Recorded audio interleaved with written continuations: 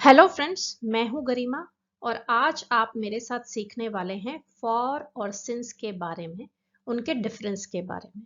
आइए स्टार्ट करते हैं। मेरे साथ आप दो सेंटेंसेस को देखेंगे और इनको रिपीट भी करेंगे। पहला सेंटेंस है she has been teaching English for 6 years। एक और सेंटेंस देखिए, she has been teaching English since 2013। अब आप नोटिस कीजिए कि एक सेंटेंस में तो मैंने फॉर का यूज किया है और दूसरे में सिंस का। ऐसा मैंने क्यों किया?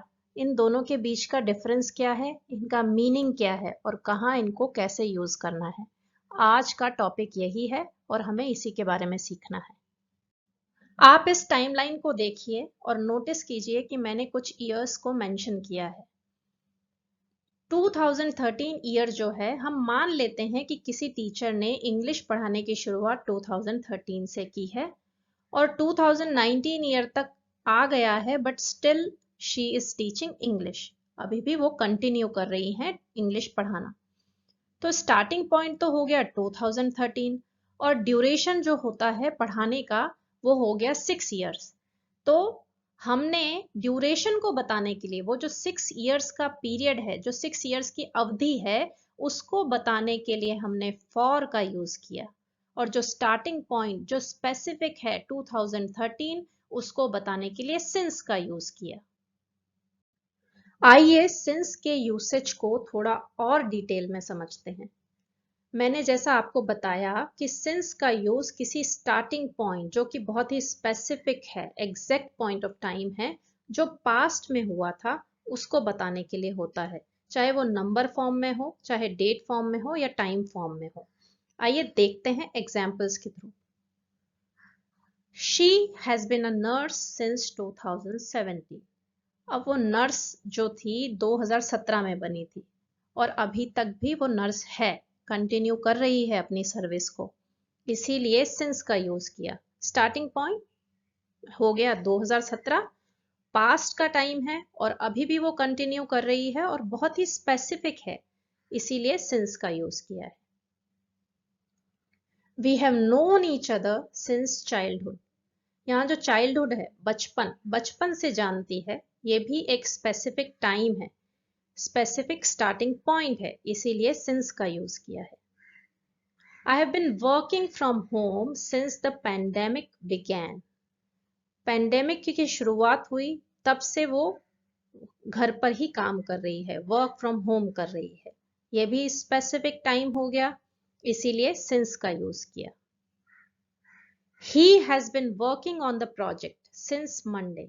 यहाँ पर भी हमने एक्यूरेटली बताया है कि कब से वो प्रोजेक्ट पे काम कर रहा है या कर रही है। मंडे से काम कर रही है, स्टार्टिंग पॉइंट है, स्पेसिफिक है, एग्जैक्ट है, इसीलिए सिंस का यूज किया है। The movie has been playing since 3 PM। यहाँ पर भी हमने स्पेसिफाई कर दिया 3 बजे से मूवी चल रही है, ये भी स्पेसिफिक टाइम हो गया, सिंस का यूज अप्रोप्रिएट है। She has been reading a book since yesterday.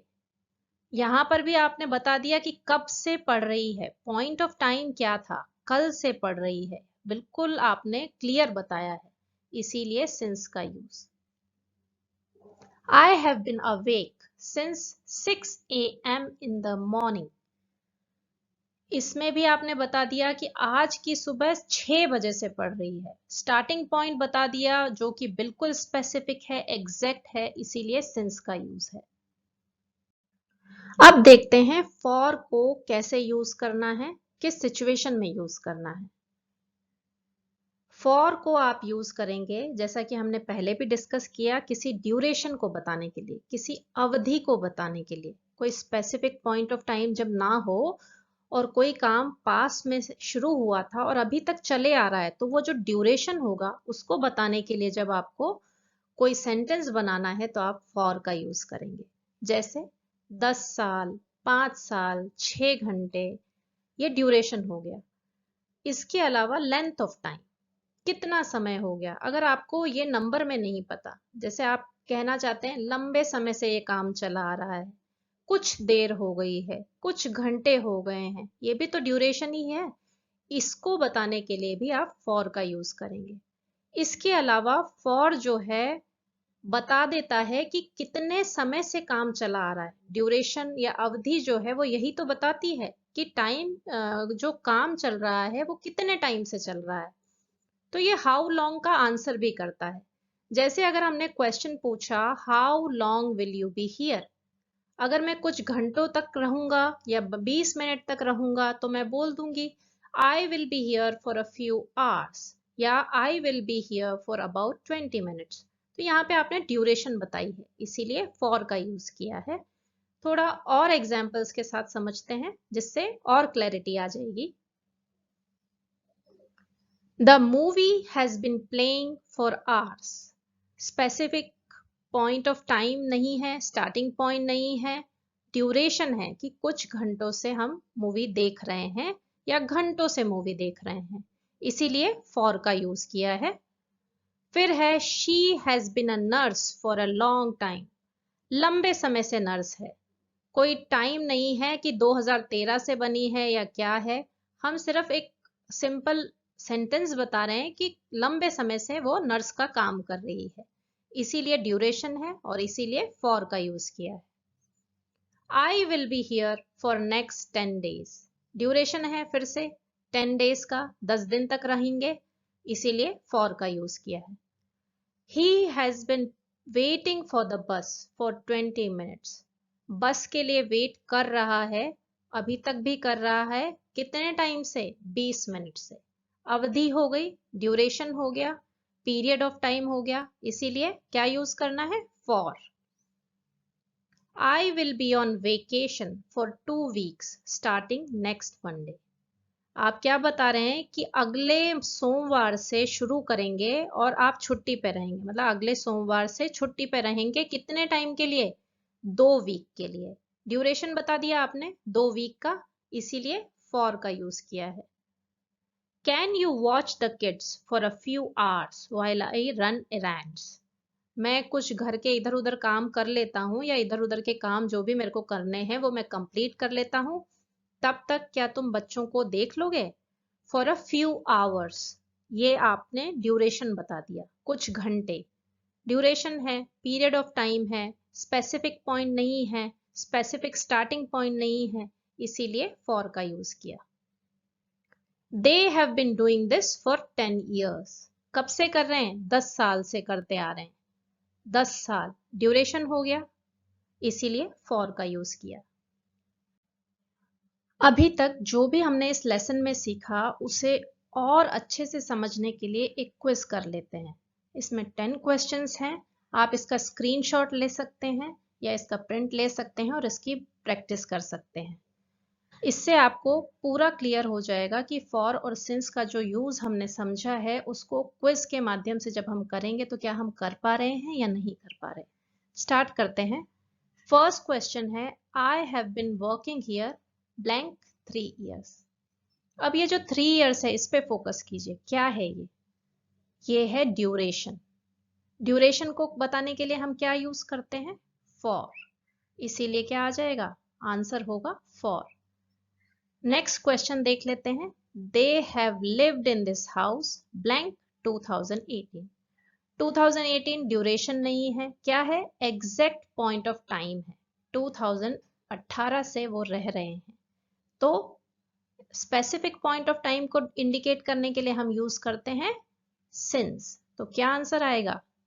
Since. Next question है आई will be away on vacation blank 2 weeks starting next Monday. Next Monday से 2 वीक के लिए वेकेशन पर रहना है। 2 weeks क्या हो गया? सिर्फ 2 weeks पे फोकस कीजिए, क्या है वो ड्यूरेशन है। बता दिया है क्लियर कि इतने वीक के लिए मैं वेकेशन पे रहूंगा। ड्यूरेशन को बताने के लिए फॉर, आंसर आ जाएगा फॉर। नेक्स्ट है she has been practising the piano blank hours every day. फिर से स्पेसिफिक पॉइंट ऑफ टाइम है या नहीं? नहीं है, क्या है? ड्यूरेशन। आवर्स के लिए घंटों तक प्रैक्टिस करती है। ड्यूरेशन को बताने के लिए फॉर का यूज होता है, तो आंसर आ जाएगा फॉर। फिर है we have known each other blank childhood, बचपन से एक दूसरे को जानते हैं। बचपन स्टार्टिंग पॉइंट हो गया, फिक्स्ड टाइम हो गया, एक टाइमलाइन बता दी, फिक्स्ड, बचपन से जानते हैं। तो fixed point of time, specific point of time को इंडिकेट करने के लिए सिंस का यूज होता है, आंसर होगा सिंस। नेक्स्ट है the movie has been playing blank 7 PM। 7 PM क्या है? ड्यूरेशन है? नहीं है। क्या है? स्पेसिफिक पॉइंट ऑफ टाइम, इसीलिए since. He has been studying English blank 8 AM। जैसा कि प्रीवियस क्वेश्चन में ही हमने देखा, क्या है? Specific point of time, specific point of time को बताने के लिए सिंस, तो आंसर आ जाएगा सिंस। नेक्स्ट है they have been married blank 2005। फिर से क्या है ये? ड्यूरेशन है क्या? नहीं है। क्या है? Specific point of time. कब से मैरिड है? 2005 से। क्या आ जाएगा? सिंस। नेक्स्ट है she has been awake blank 5 AM this morning. For आएगा या सिंस आएगा? सोचिए। 5 AM क्या है? ड्यूरेशन है? नहीं है। क्या है? एग्जैक्ट पॉइंट ऑफ टाइम, तो क्या आ जाएगा? सिंस। लास्ट है you ought to rest blank an hour और 2।